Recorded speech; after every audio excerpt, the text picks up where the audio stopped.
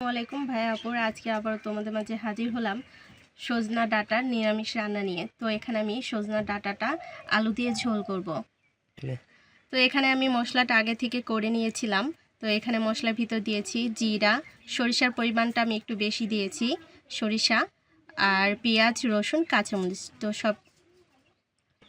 তো সবগুলো আমি পেস্ট করে নিয়েছি।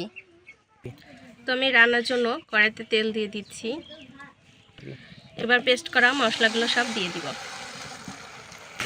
এবার মশলার ভিতর দিয়ে দিচ্ছি হলুদের গুঁড়া, দিয়ে দিচ্ছি মরিচের গুঁড়া, দিয়ে দিচ্ছি লবণ। এবার সব মশলাগুলো ভালোভাবে নেড়ে ছেড়ে নিব। মশলাটা কষানোর জন্য অল্প পরিমাণে একটু পানি দিয়ে দিচ্ছি। মশলাটা কষানো হয়ে গেছে, এবার আমি সজনা আর আলুগুলা দিয়ে দিব।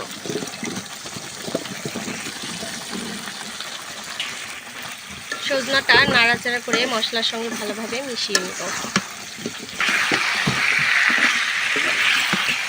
সজনাটা ভালোভাবে কষিয়ে নেওয়ার জন্য অল্প পরিমাণে পানি দিয়ে দিব।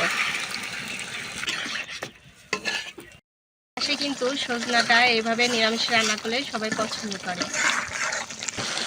সজনাটা আমার কষানো হয়ে গেছে, এবার দিয়ে দিব ঝোলের পানি।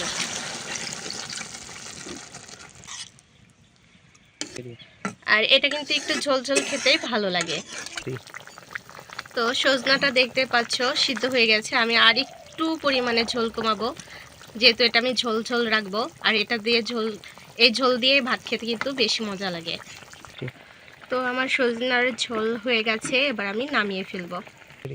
এটাই হচ্ছে আলু দিয়ে সজনা ঝোলের ফাইনাল লুক। সবাই ভালো থাকবে, সুস্থ থাকবে। আল্লাহ হাফেজ।